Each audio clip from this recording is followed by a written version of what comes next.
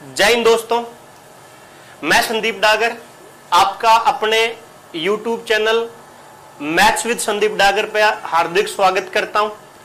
और जैसा कि आप सभी को पता है, हम अपने इस चैनल पर पढ़ रहे हैं प्रॉफिट एंड लॉस। 2 क्लासें दोस्तों हमारी हो चुकी हैं। आज हम बढ़ते हैं तीसरी क्लास की ओर। मैं उम्मीद करूंगा जो हमारी क्लासें हुई हैं उनको आपने देखा होगा और अच्छे से नोट्स बनाए होंगे, ताकि वैसी चीजें आपको अगर कभी दिखाई देती है तो आपको आगे से ऐसे क्वेश्चन को करने में परेशानी ना हो। और जो भी कोई मेरा भाई आज ही मुझसे जुड़ा है, यानी कि आज तीसरी क्लास से मेरे साथ है, तो मैं उसे रिक्वेस्ट करूंगा कि वो सबसे पहले चैनल पर जाए और पहली और दूसरी वीडियो को पहले देखे, उसके बाद इस वीडियो को देखें। क्योंकि अगर आप डायरेक्ट इस वीडियो को देखेंगे तो आपको चीजें उतनी अच्छे समझ नहीं आएंगी, क्योंकि पहली और दूसरी क्लास में हमने कुछ बेसिक चीजों को डिस्कस किया था जो कि आपके लिए जरूरी थी। और दोस्तों, अगर आपको ये मेरी क्लासेस अच्छी लगती हैं, मैं आपको यहाँ पे पूरा टॉपिक पढ़ाने वाला हूँ। तो सबसे पहले मैं आपके सामने ये बताना चाहता हूँ कि अगर आपको ये क्लासें अच्छी लगती हैं तो आपके जो फ्रेंड्स हैं, रिश्तेदार हैं, भाई हैं, बहन हैं, मतलब जो भी मिलने वाले हैं, उनको ये सभी को मतलब चैनल को शेयर करें, सब्सक्राइब करवाएं और लाइक करें, ताकि ज्यादा से ज्यादा बच्चों को फायदा मिल सके।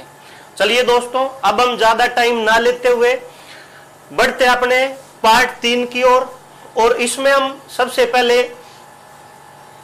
करेंगे, बढ़ते हैं क्वेश्चन नंबर 1 की ओर। चलिए दोस्तों, क्वेश्चन नंबर 1। दोस्तों, जैसा कि आप देख पा रहे हैं, क्वेश्चन नंबर 1 हमारे सामने लिखा हुआ है कि भाई एक दुकानदार अपनी वस्तु को 25% के लाभ पर बेचता है।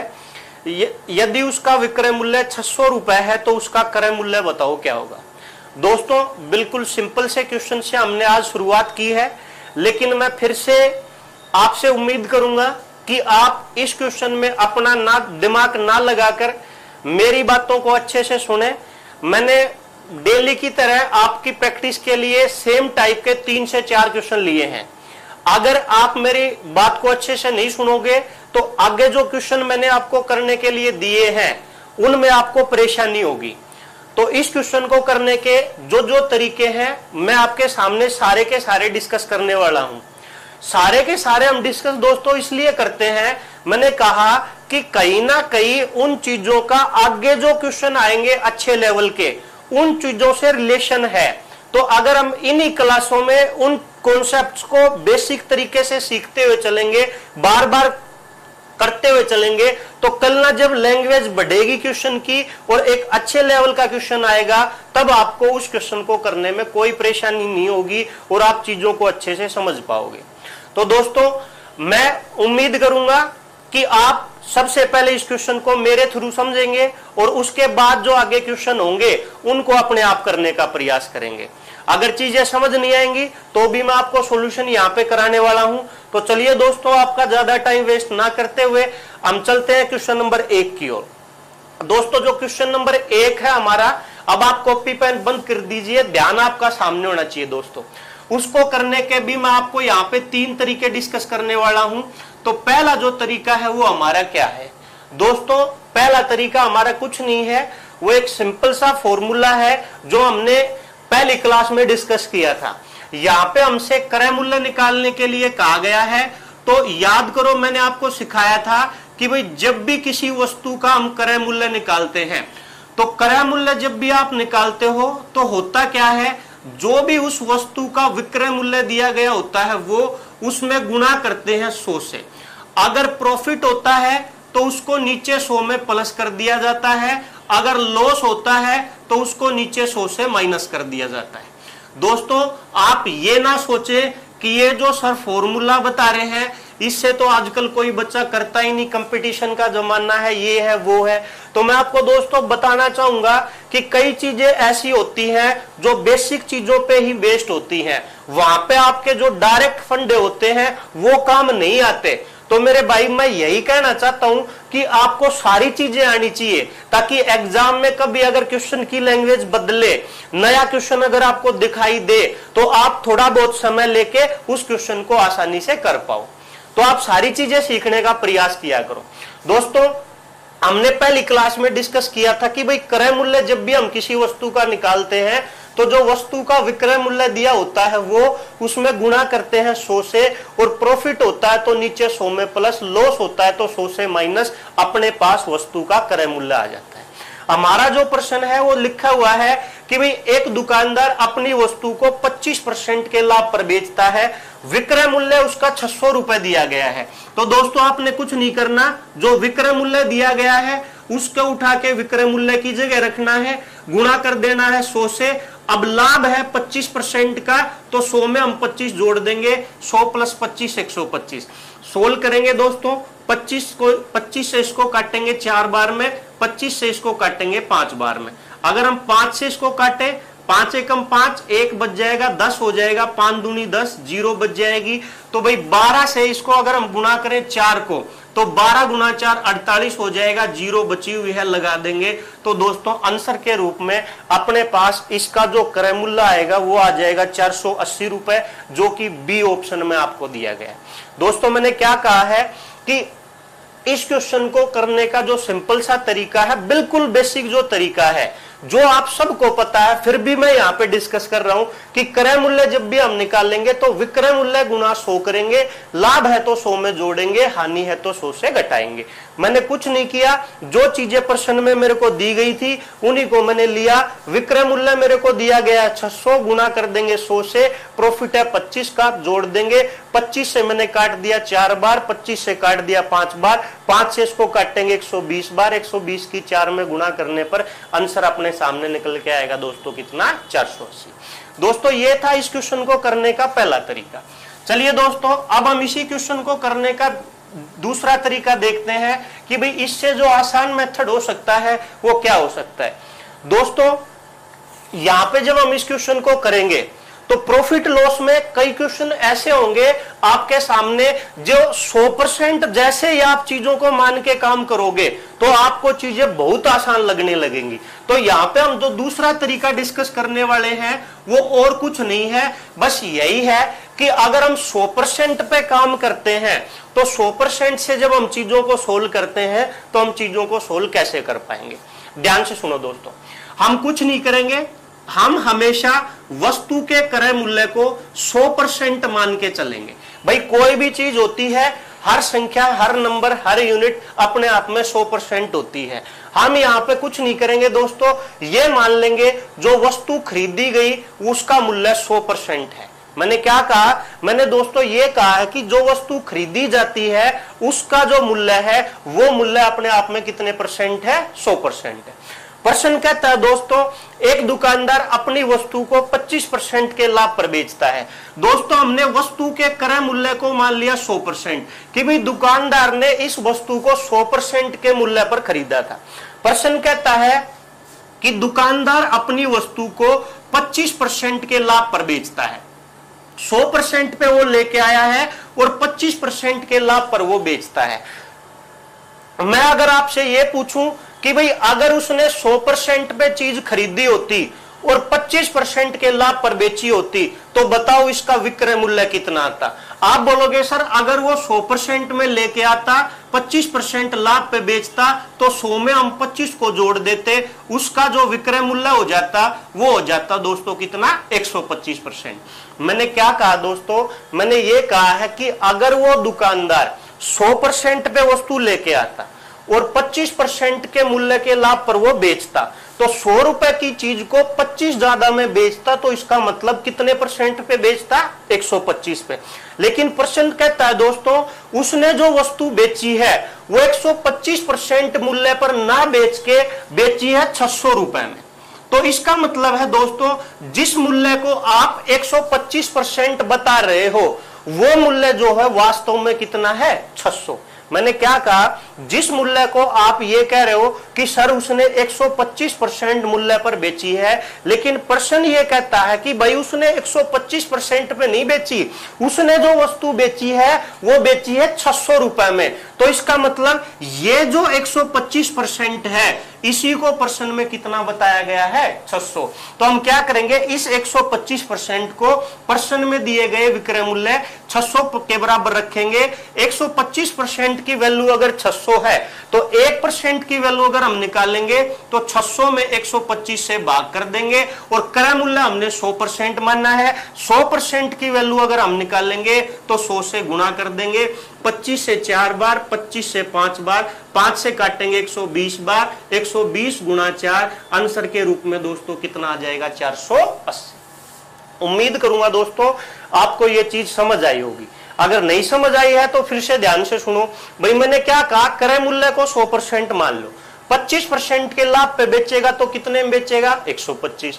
अब 125% पे जो चीज बेची है उसका विक्रय मूल्य प्रश्न में कहा है 600, तो इसका मतलब 125% की वैल्यू ही 600 बताई है। अगर 125% 600 है तो 1% हो जाएगा 600 बटे 125 और मेरे भाई 100% हो जाएगा। 100 से गुणा करेंगे, सोल्व करने पर पता चलेगा कि भाई जो वस्तु खरीदी गई वो कितने में खरीदी गई 480, यानी कि बी ऑप्शन हमारा आंसर हो जाएगा। दोस्तों ये दो तरीके डिस्कस हमने किए हैं। मैं कहता हूं कि ये चीजें आपको सीखनी जरूरी थी, लेकिन अब मैं कहता हूं कि आपने इनको यूज में नहीं लेना। दोस्तों जब भी आपके सामने इस प्रकार का प्रश्न दिखाई दे तो आपने इन दोनों तरीकों का यूज करना ही नहीं है। तो आप बोलोगे सर ये चीज सिखाई किस लिए? मेरे भाई मैं कहता हूं कि ये चीज जो अभी हमने सीखी है इनका रिलेशन कहीं ना कहीं आगे जब क्वेश्चन का लेवल बढ़ता है तो उनसे है। अगर आप यहाँ पे इन चीजों को सीख लेते हो तो आगे जो चीजें हम लैंग्वेज जिनकी थोड़ी बढ़ती है, अच्छे लेवल का जो क्वेश्चन होता है, उन चीजों को सोल्व करने में ये हमारी मदद करेंगी। चलिए दोस्तों अब हम वो तरीका डिस्कस करने वाले हैं जिससे आपने क्वेश्चन को करना है। यही मेथड है दोस्तों इस प्रकार के क्वेश्चन को सोल्व करने के लिए बेस्ट मेथड है और वो है रेशो मेथड। रेशो मेथड यानी कि अनुपात यानी कि क्या? ध्यान से सुनो दोस्तों।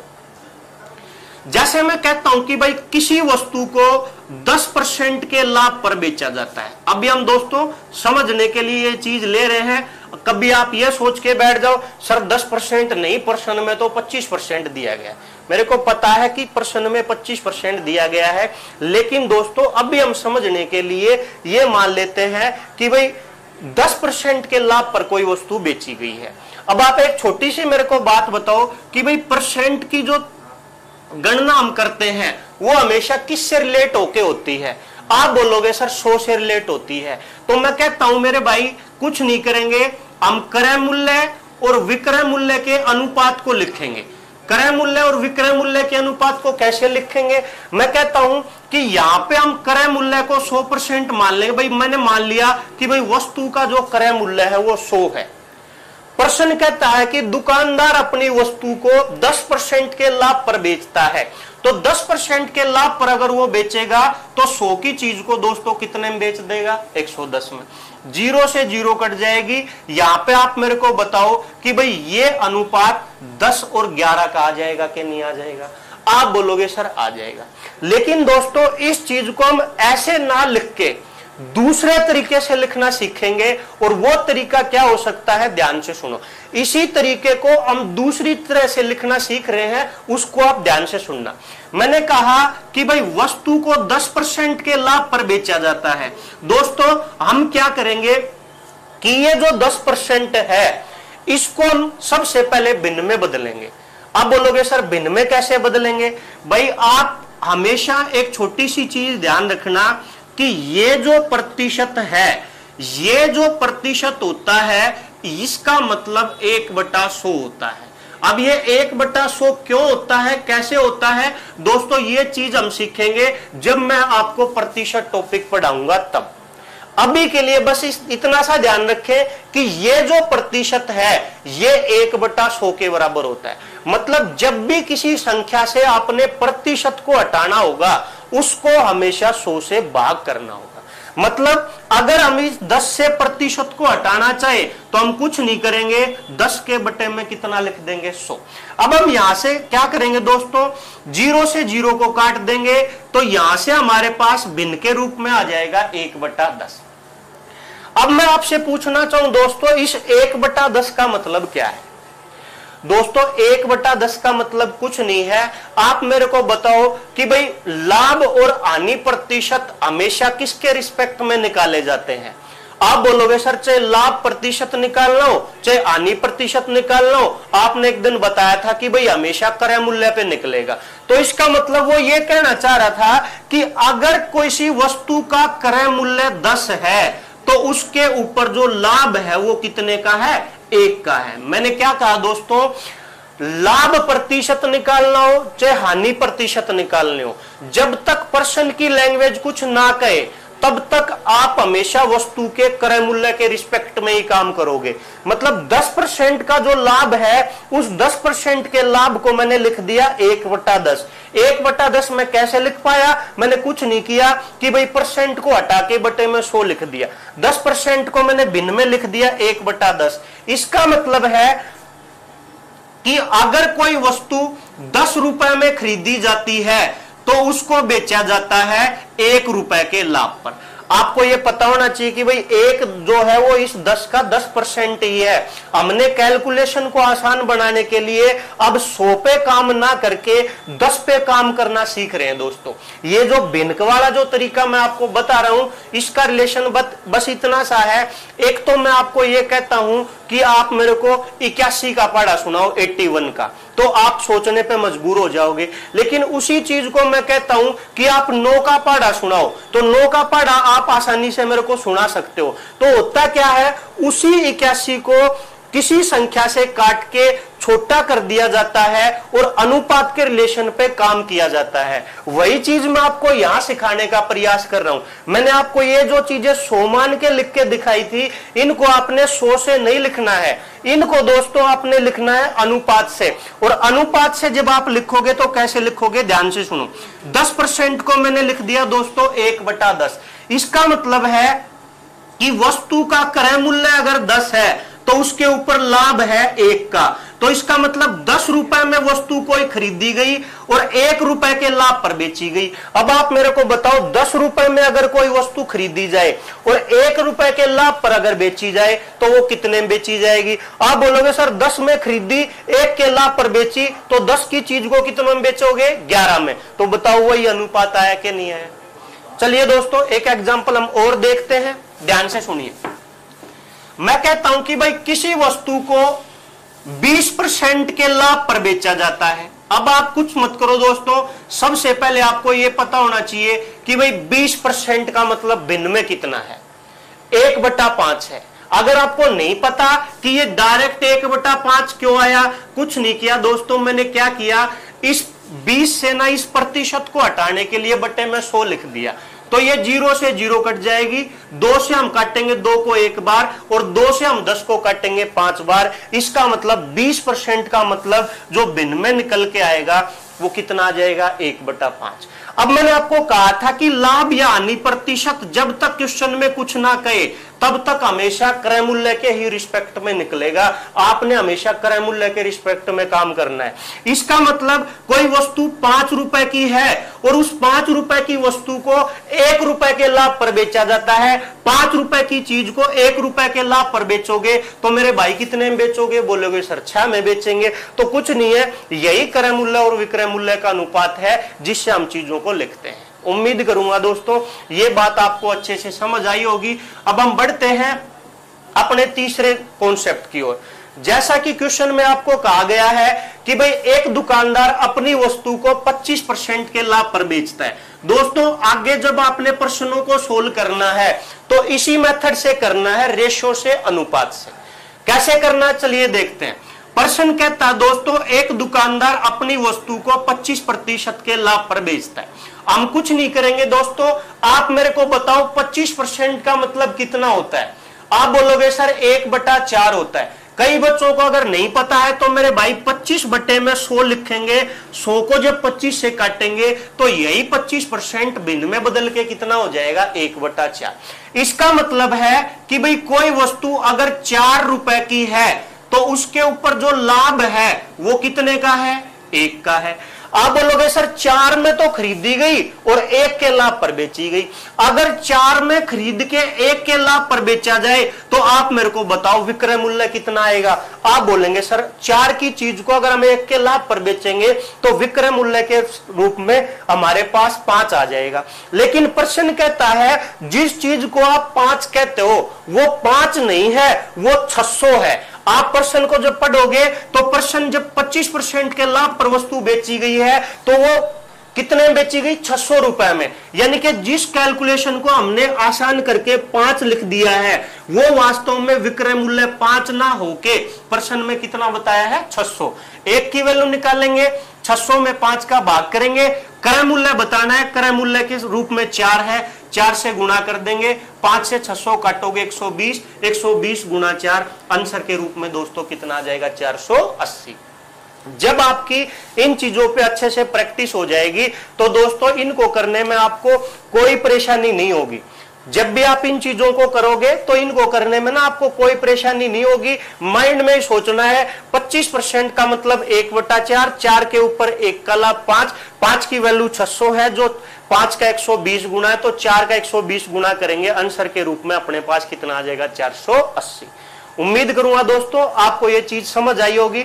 अपना जो पहला क्वेश्चन था उसके मैंने आपको 3 तरीके बताए हैं। अब जब हम क्वेश्चन की प्रैक्टिस करेंगे तो तीनों तरीके डिस्कस नहीं करेंगे, अब हम केवल इसी चीज पे काम करेंगे, वो बस आपको सिखाने के लिए था। मैं उम्मीद करूंगा आपको ये चीज समझ आई है। अभी हम बढ़ते हैं अपने अगले क्वेश्चन की ओर।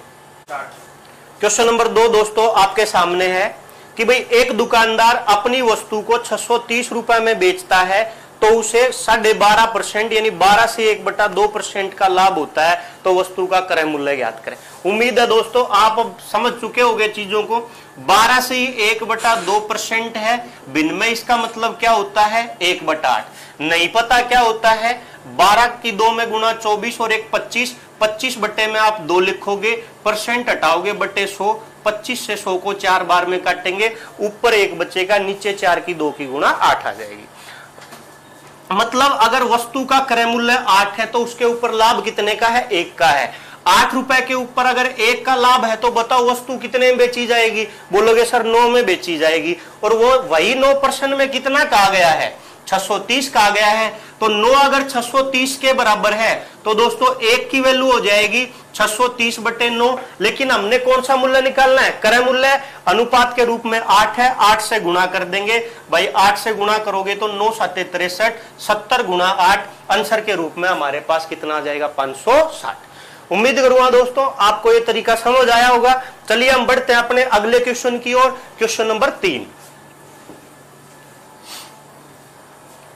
क्वेश्चन नंबर 3 आपके सामने दोस्तों, एक दुकानदार अपनी वस्तु को 500 रुपए में बेचता है तो उसे 16 से ही 2/3% की हानि होती है, तो वस्तु का क्रय मूल्य ज्ञात करें। दोस्तों कुछ नहीं है, 16 से ही 2/3% का मतलब भिन्न में होता है 1/6। आया कैसे, 16 की 3 में गुणा 2 जोड़ देंगे, 50/3%, हटाएंगे बट्टे 100, 100 को 50 से काटेंगे 2 बार, 3 गुणा 2 कितना आ जाएगा, 1/6। इसका मतलब वस्तु का क्रय मूल्य अगर 6 है, सीपी अगर 6 है, तो अब की बार लाभ की जगह बोला है कि लॉस यानी कि हानि है 1 की। आप बताओ कोई चीज आप 6 रुपए में लेके आए और आपने 1 रुपए की हानि पे उसको बेच दिया, तो बताओ बेचा कितने में। आप बोलोगे सर 5 में बेचा, लेकिन प्रश्न कहता है भाई 5 में नहीं बेचा, बेचा है 500 में, तो 5 की वैल्यू 500 है, 1 की वैल्यू निकालेंगे बट्टे 5, क्रय मूल्य चाहिए 6 की वैल्यू निकालनी है, 6 से गुणा कर देंगे, 5 से काट देंगे, 100 गुणा 6, आंसर के रूप में कितना आ जाएगा दोस्तों, 600। उम्मीद करूंगा दोस्तों आपको चीजें समझ आ रही होंगी। चलिए हम बढ़ते हैं अपने नेक्स्ट क्वेश्चन की ओर। Question number 4। क्वेश्चन नंबर 4 है दोस्तों अपने पास, किसी वस्तु को 900 रुपए में खरीद कर 11 से 1/9% के लाभ पर बेचा जाता है तो वस्तु का विक्रय मूल्य ज्ञात करें। दोस्तों 11 से ही 1/9% का मतलब भिन्न में कुछ नहीं होता, 1/9 ही होता है। आया कैसे, 11 की 9 में गुणा 99, 100, 100 से 100 कटेगा, 1/9 बच जाएगा। मतलब 9 रुपए में कोई चीज खरीदी, 1 रुपए के लाभ पर बेच दी, मतलब 9 रुपए में खरीदी 1 के लाभ पर बेच दी। इसका मतलब अगर हम वह वस्तु के क्रय मूल्य और विक्रय मूल्य के अनुपात को लिखना चाहूं तो 9 में खरीदी 1 के लाभ पर बेची, तो क्रय मूल्य और विक्रय मूल्य का अनुपात कितना आ जाएगा दोस्तों, 9:10। लेकिन मेरे भाई अब इस प्रश्न में समझने वाली चीज क्या है, समझने वाली चीज ये है कि अब इस प्रश्न में वस्तु का विक्रय मूल्य ना देके अपने को क्रय मूल्य दिया गया है। तो क्रय मूल्य बताओ अपने पास कितना है, आप बोलोगे सर अनुपात के रूप में 9 है, तो यही 9 अनुपात के रूप में जो है वो प्रश्न में कितना बताया मेरे भाई, आप बोलोगे सर 900 बताया। तो 9 अनुपात की वैल्यू 900 है, 1 की वैल्यू निकालोगे 9 का भाग कर दोगे, विक्रय मूल्य चाहिए 10 अनुपात की वैल्यू निकालेंगे, 10 से गुणा कर देंगे, 9 से काट देंगे, 100 गुणा 10 आंसर के रूप में दोस्तों कितना आएगा, 1000। उम्मीद करूंगा दोस्तों ये क्वेश्चन भी आपको समझ आया होगा। चलिए अब हम बढ़ते हैं अपने नेक्स्ट क्वेश्चन की ओर, क्वेश्चन नंबर 5। क्वेश्चन नंबर 5 में कहा गया है भाई एक वस्तु के विक्रय मूल्य और क्रय मूल्य का जो अंतर है वो 210 रुपए का है। यदि लाभ 25% का है तो बताओ विक्रय मूल्य क्या होगा। दोस्तों लाभ बता दिया उसने 25% का, पहले प्रश्न में हमने डिस्कस किया था भाई 25% का मतलब कितना होता है, 1/4। आप बोलोगे सर अगर वस्तु 4 में खरीदी तो 1 के लाभ पर बेची, यानी कि कितने में बेची, 5 में। कॉस्ट प्राइस यानी क्रय मूल्य और सेलिंग प्राइस यानी विक्रय मूल्य का अनुपात कितना आएगा, 4:5। अब ध्यान से सुनो दोस्तों, अब प्रश्न कहता है कि ना तो विक्रय मूल्य प्रश्न में दिया है ना क्रय मूल्य प्रश्न में दिया गया है, प्रश्न में दिया गया दोस्तों अंतर। तो आप कुछ मत करो, बहुत इजी चीजें हैं कि भाई क्रय मूल्य अनुपात के रूप में 4 है और विक्रय मूल्य 5 है, तो आप बताओ इस 4 और 5 के अनुपात में कितने का अंतर है। आप बोलोगे सर 4 और 5 के बीच में कितने का अंतर है, 1 का, और ये 1 अनुपात का अंतर ही प्रश्न में कितना बताया है, 210। क्रय मूल्य पूछे 4 से गुणा करो, विक्रय मूल्य पूछे 5 से गुणा करो। प्रश्न कहता है कि बताओ विक्रय मूल्य क्या है, तो 1 अनुपात की वैल्यू अगर 210 है तो मेरे भाई 5 अनुपात की वैल्यू कितनी हो जाएगी, 1050। उम्मीद करूंगा दोस्तों इसका जो डी आंसर है वो हमारा राइट आंसर हो जाएगा। आपको चीजें समझ आई होंगी। अभी हम बढ़ते हैं अपने नेक्स्ट क्वेश्चन की ओर, क्वेश्चन नंबर 6।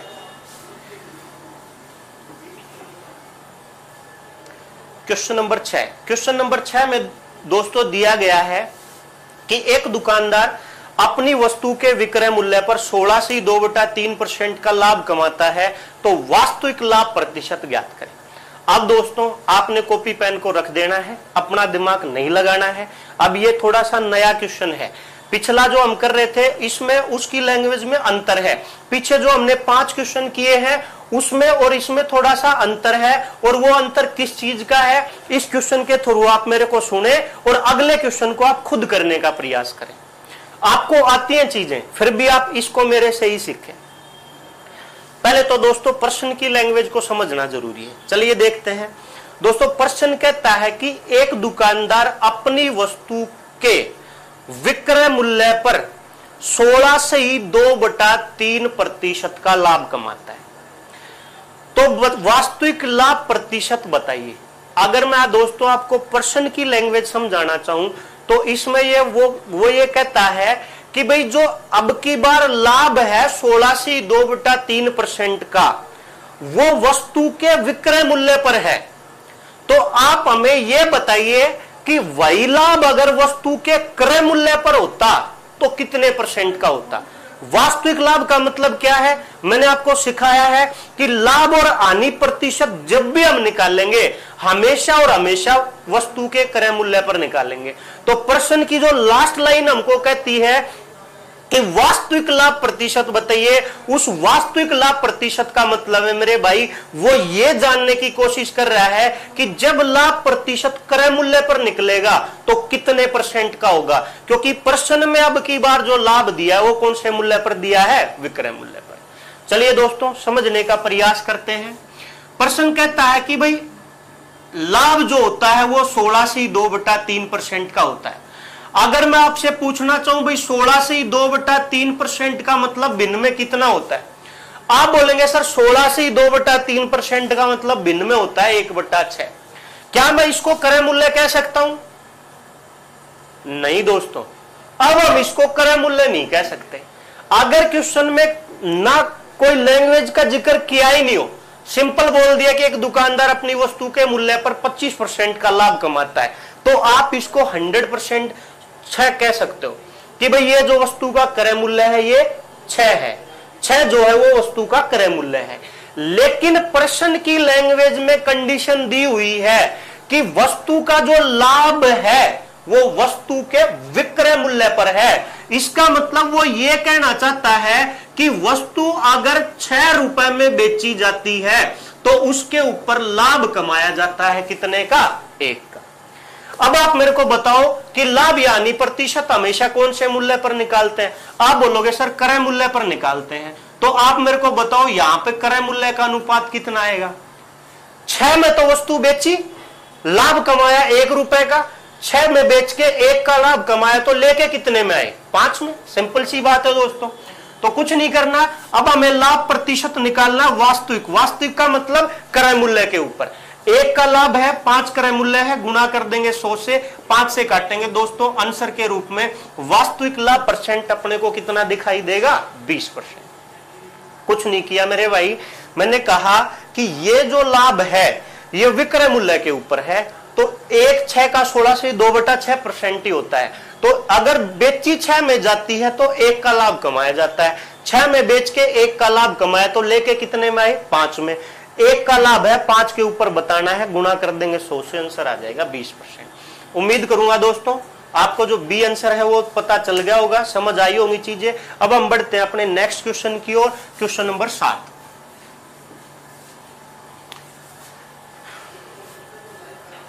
क्वेश्चन नंबर 7 में दोस्तों हमें दिया गया है कि एक दुकानदार को उसके वस्तु के विक्रय मूल्य पर 33/3% की हानि होती है। आप बताओ 33/3% का मतलब क्या है? आप बोलेंगे सर 1/3 होता है। यह हानि है किसके ऊपर? कौन से मूल्य के ऊपर? विक्रय मूल्य के ऊपर।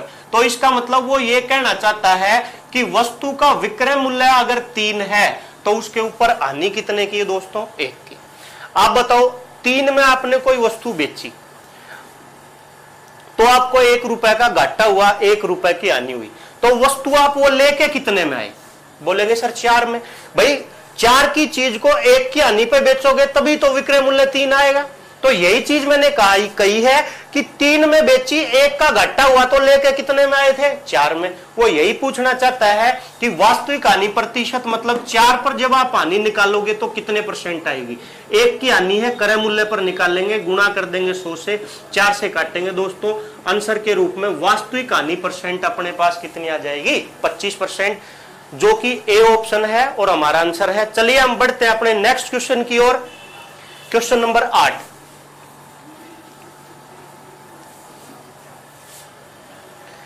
चलिए दोस्तों अगला भी इंपॉर्टेंट क्वेश्चन है।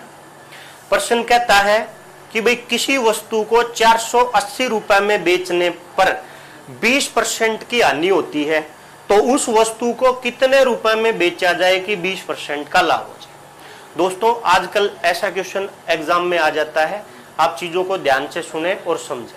अभी के लिए आप अपना दिमाग ना लगाएं, केवल मेरे को सुने। नेक्स्ट क्वेश्चन सेम ऐसा का ऐसा आपके लिए मैंने लिया है, तो आप इसको मेरे थ्रू समझे और अगले क्वेश्चन का आंसर आप निकालने का प्रयास करें। पहले आप दोस्तों समझे चीजों को। दोस्तों एक तो हम क्रय मूल्य और विक्रय मूल्य के फॉर्मूले से सिंपल तरीके से इसको निकाल सकते हैं, लेकिन दोस्तों इस प्रश्न को जो सोल्व करने का तरीका होता है वो सबसे आसान तरीका यही होता है कि आप वस्तु के क्रय मूल्य को 100% मान लें। हमने मान लिया कि भाई वस्तु का जो क्रय मूल्य है, जो वस्तु खरीदी जाती है वो कितने % मूल्य पर खरीदी जाती है? 100% मूल्य पर। प्रश्न की पहली लाइन कहती है दोस्तों कि किसी वस्तु को जब 480 में बेचा जाता है तो 20% की हानि होती है। अगर मैं ये कहता हूं कि आपने वस्तु 100% के मूल्य पे खरीदी, मैंने कहा कि दोस्तों आपने 100% मूल्य पे खरीदी और 20% की हानि पर उसको बेच दिया, तो बताओ कितने में बेचा? आप बोलेंगे सर अगर 100% की चीज को 20% की हानि पर बेचा जाएगा तो 80% पे बेचा जाएगा। अगली लाइन में वो कहना चाहता है कि बताओ इसका विक्रय मूल्य क्या होगा? यदि 20% की हानि की जगह 20% का लाभ हो तो पहले आप यह सोचो कि अगर आपकी 100% वाली चीज को 20% के लाभ पर बेचा जाएगा तो कितने परसेंट पे बेचा जाएगा? आप बोलेंगे सर 120% पे बेचा जाएगा। 100% की चीज को 20% की हानि पर बेचेंगे तो 80% पे बेचेंगे, 20% के लाभ पर बेचेंगे तो 120% पे बेचेंगे। तो दोस्तों करना कुछ नहीं है, प्रश्न की पहली लाइन कहती है कि 480 में बेचते हैं तो 20% की हानि होती है। अगर मैं आपसे पूछूं कि जब आपको 20% की हानि पर वस्तु बेची गई आपके द्वारा तो कितने परसेंट पे बेची गई? आप बोलोगे सर अगर 100% में खरीदी होती और 20 की हानि पर बेची जाती तो बेची जाती 80% पे। लेकिन प्रश्न कहता है दोस्तों 80% पे नहीं बेची गई, वस्तु जो बेची गई वो 480 रुपए में बेची गई। तो इसका मतलब है आपने जो 80% लिया है उसी को प्रश्न में 480 कहा गया है। तो हम क्या करेंगे, 80% को 480 के बराबर रखेंगे, 1% की वैल्यू निकालेंगे, 480 को डिवाइड करेंगे 80 से।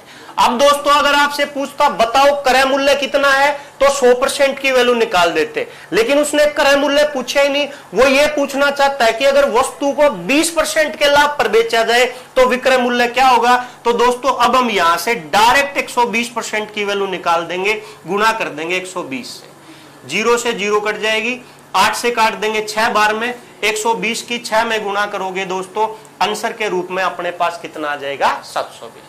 20% की यानी 80, 20% का लाभ 120, 80% प्रश्न में 480 है, 120% प्रश्न में कितना हो जाएगा 720, जो कि ए ऑप्शन में लिखा गया है। दोस्तों अगर आप इसी चीज को और आसान करना चाहो तो और आसानी से कैसे लिख सकते हो, मैंने आपको समझा दिया कि भाई आपने ये काम करना है, लेकिन इसी को अगर और आसान बनाना चाहते हो तो क्या करो दोस्तों, कुछ मत करो, जो प्रश्न में विक्रय मूल्य दिया गया है उसे उठा के ऊपर लिख लीजिए। आप बताओ मेरे को प्रश्न में विक्रय मूल्य कितना दिया है, आप बोलोगे सर 480 दिया है। कहता कि 20% की हानि होती है 480 में बेचने पे, तो जो हानि है उसको 100 से नीचे घटा के लिख दीजिए। कहता कि 20% के लाभ पर बेचेगा तो कितना विक्रय मूल्य होगा, जितना लाभ कमाना उससे गुणा कर दीजिए। समझे आप, वही चीज है। अब 100 लिखने की जरूरत नहीं पड़ेगी, आप एक छोटा सा काम करें, जो विक्रय मूल्य दे रखा है उसे ऊपर लिखें, हानि को नीचे घटा दे, लाभ को 100 में जोड़ के गुणा करें। जब आप इसको सोल्व करोगे तो आंसर का पता चल जाएगा दोस्तों कितना 720। उम्मीद करूंगा दोस्तों ये प्रश्न आपको अच्छे से समझ आया होगा। चलिए अब हम बढ़ते हैं अपने नेक्स्ट क्वेश्चन की ओर। Question number 9। क्वेश्चन नंबर 9 दोस्तों आपके सामने है। किसी वस्तु को 178 रुपए में बेचा जाता है तो 11% की हानि होती है। अगर इसे कितने में बेचें कि 11% का लाभ हो जाए? कुछ नहीं दोस्तों, 178 में बेचा, 11 की हानि हुई, 100 माइनस 11 89, 11 का प्रॉफिट कमाना है, 100 प्लस 11 111। 89 का डबल बताओ कितना होता है, आप बोलोगे सर 178 ही होता है, तो 111 का डबल उत्तर कितना आ जाएगा 222। उम्मीद करूंगा दोस्तों आपको यह प्रश्न अच्छे से समझ आया होगा। अब हम बढ़ते हैं नेक्स्ट क्वेश्चन की ओर। Question number 10। यह थोड़ा अच्छा क्वेश्चन है दोस्तों, इसको आप पहले करने का प्रयास करें, और आपसे नहीं हो तो मतलब अभी जो मैं सॉल्यूशन बताने वाला हूं उसको ध्यान से समझें। प्रश्न कहता है भाई, जब किसी वस्तु को उसके विक्रय मूल्य की 7/8 कीमत पर बेचा जाता है तो 37% की हानि होती है। जब उसी वस्तु को उसके विक्रय मूल्य के 19/12 कीमत पर बेचा जाए तो बताओ लाभ प्रतिशत कितना होगा। दोस्तों पहले वस्तु को जो बेचने की बात की गई है वो कहता है कि पहले जब वस्तु को बेचा जाता है तो उसकी कीमत जो भी थी पहले उसके 7/8 मूल्य पर बेचा जाता है, तो उसको 37% की हानि हो जाती है।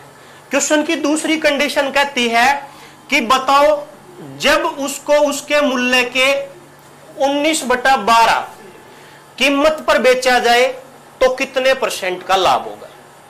दोस्तों यहां पे ना कैलकुलेशन को मुश्किल कर दिया गया है आपके लिए, लेकिन हम मुश्किल नहीं होने देंगे, कैलकुलेशन को आसान बनाने की कोशिश करेंगे। अब आप ध्यान सामने रखिएगा दोस्तों। प्रश्न में पहली लाइन में कहा कि पहले तो वस्तु बेची दोस्तों विक्रय मूल्य के 7/8 और बाद में वस्तु बेची दोस्तों विक्रय मूल्य के 19/12 भाग में। हमें विक्रय मूल्य दोस्तों नहीं पता है, तो हम क्या करेंगे कि यहां पे विक्रय मूल्य के रूप में एक ऐसी संख्या लेंगे जिससे यह फ्रैक्शन खत्म हो जाए, जिससे यह भिन्न हट जाए और आपको कैलकुलेशन को करने में आसानी हो जाए। अब वो चीजें होती क्या है, ध्यान से सुनिए। जब भी आपको इस प्रकार की लैंग्वेज दिखाई दे, चाहे आप कोई सा भी टॉपिक पढ़ रहे हो जिसमें आपको ये फ्रैक्शन खत्म करनी हो, तो टोटल के रूप में कोई ऐसी संख्या मान लिया करो जो नीचे दी गई संख्याओं से आसानी से कट जाए। आप मेरे को यह बताओ कि 8 और 12 से कटने वाली संख्या क्या है। आप बोलेंगे सर 8 और 12 से भाग होने वाली संख्या आप 24 ले सकते हो। मैंने मान लिया दोस्तों कि भाई उस वस्तु का जो विक्रय मूल्य है वो कितना है, 24 है। प्रश्न की पहली लाइन कहता है कि जब वस्तु को विक्रय मूल्य के 7/8 कीमत पर बेचा जाता है। अगर दोस्तों विक्रय मूल्य 24 होता और 24 को 7/8 कीमत पर बेचा जाता तो बताओ इसका विक्रय मूल्य क्या होता। तो अगर हम 24 का 7/8 करें तो आप बोलोगे सर अगर पहले कीमत 24 होती और 7/8 भाग पे इसको बेचा जाता तो इसका विक्रय मूल्य 21 होना चाहिए था, 24 नहीं 21 होना चाहिए था। फिर प्रश्न की अगली लाइन में कहता है कि भाई 7/8 ना होके अगर इसके विक्रय मूल्य को 19/12 कर दिया जाए, तो दोस्तों अगर 24 का अगर हम 19/12 भाग निकालें तो 12 से काट देंगे 2 बार में, 19 की 2 में गुणा करने पर यहां पे कितना आ जाएगा, 38। एक बार दोस्तों मैं फिर से आपको समझाने का प्रयास करता हूं। पहले वस्तु को विक्रय मूल्य के 7/8 भाग पे बेचा गया, फिर वस्तु को विक्रय मूल्य के 19/12 भाग पे बेचा गया।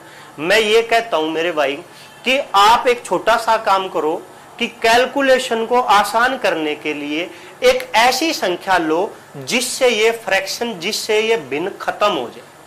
और इन भिन्नों को खत्म करने के लिए, अपनी कैलकुलेशन को आसान बनाने के लिए हमने एक छोटा सा काम किया कि जो नीचे हर के स्थान पे जो नंबर लिखे हुए थे उनको हटाने के लिए एक ऐसा नंबर सोच लिया जिसमें उन दोनों का भाग जाता हो। तो वो नंबर मैंने सोच लिया भाई 8 और 12 से भाग होने वाली एक सिंपल सी छोटी सी संख्या 24 है। 24 का अगर हम 7/8 भाग कर दे तो 21 आएगा और 24 का अगर हम 19/12 भाग कर दें तो 38 आएगा। इसका मतलब अब प्रश्न की लैंग्वेज को आप ऐसे बोल सकते हो कि जब वस्तु को 21 रुपए में बेचा गया तो 37% की हानि हुई, तो बताओ 21 की जगह अगर 38 में बेचा जाता तो कितने % का लाभ होता। क्या आप मेरी बात को समझ पाए। अब हम इन चीजों को भूल जाएंगे, बस केवल इनको ध्यान रखेंगे कि 21 में बेचा जाता है तो 37% की हानि है और आपने ये बताना है कि जब 38 में बेचा जाएगा तो कितने % का लाभ होगा। तो चलिए दोस्तों कुछ नहीं करेंगे, आप ध्यान से सुनिए। 21 में बेचा जाता है तो तब 37% की हानि है। आप मेरे को बताओ, मैंने आपको अभी थोड़ी देर पहले कहा था कि भाई किसी भी वस्तु के मूल्य को कितना % मान के काम करना है। आप बोलेंगे सर 100% मान के काम करना है। मैं आपको ये कहता हूं दोस्तों, आप एक छोटा सा काम करें, यहां पे भी वस्तु के मूल्य को 100% मान लें। अब प्रश्न कहता है कि जब 7/8 कीमत यानी कि 21 में बेचा गया था तो हानि हुई थी अपने को 37% की।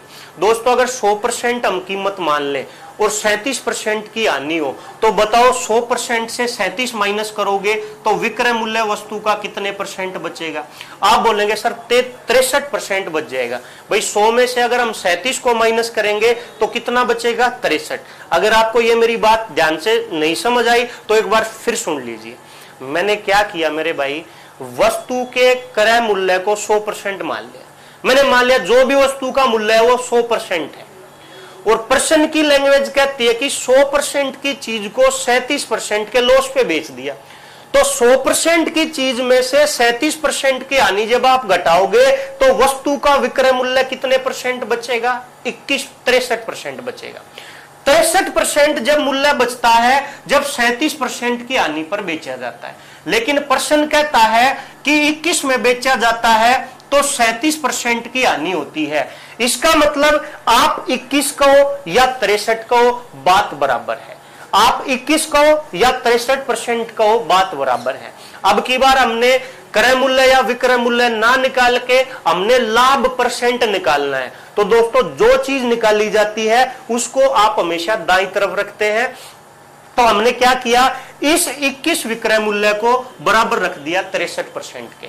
एक की अगर हम वैल्यू निकालेंगे तो 63% में 21 का भाग लगा देंगे, 19/12 भाग पे बेचना मतलब 38 की जब हम वैल्यू निकालेंगे तो 38 से गुणा कर देंगे। जब हम इसको काटेंगे तो 21 या 63 3 बार में कट जाएगा, 38 का 3 गुना दोस्तों होता है 114। तो इसका मतलब वस्तु का जो विक्रय मूल्य आ जाएगा 38 में बेचने पर वो आ जाएगा दोस्तों 114%। लेकिन मेरे भाई मैंने क्या कहा है कि क्रय मूल्य को हमने कितना परसेंट लिया है, आप बोलोगे सर 100%, लेकिन यहां पे कितना आया 114%। तो 114% 100% से कितना ज्यादा है, आप बोलोगे सर 14% ज्यादा है। तो मैं यहीं से बोल दूंगा कि भाई अगर वस्तु को 19/12 या 38 में बेचा जाता है तो लाभ कितने परसेंट का आ जाएगा, 14% का। दोस्तों अगर आपको ये बात नहीं समझ आई तो एक बार इस क्वेश्चन को एक बार दोबारा से देख लेना, चीजें आपकी अच्छे से क्लियर हो जाएंगी। तो दोस्तों आज के लिए हम इतना ही पढ़ेंगे। मैं उम्मीद करूंगा आज जो हमने यहाँ पे सीखने का प्रयास किया है वो आपको अच्छे से समझ आया होगा। चलिए इसी और उत्साह उमंग के साथ मिलते हैं अपनी अगली क्लास में। और दोस्तों इस वीडियो को ज्यादा से ज्यादा शेयर कर दिया करो, अपने भाई बहनों को बताया करो। आपके जो मित्र तैयारी कर रहे हैं, चाहे वो किसी भी एग्जाम की तैयारी कर रहे हो, चाहे किसी स्टेट गवर्नमेंट के एग्जाम की तैयारी करते हो, चाहे सेंट्रल गवर्नमेंट की तैयारी करते हो, हर जगह मैथ का यूज होता है, लगभग हर एग्जाम में मैथ्स आती है। तो आप इस वीडियो को ज्यादा से ज्यादा लोगों तक पहुंचाएं और वीडियो को लाइक करें, शेयर करें और चैनल को सब्सक्राइब करें। धन्यवाद दोस्तों, मिलते हैं अगली क्लास में। जय हिंद, जय भारत।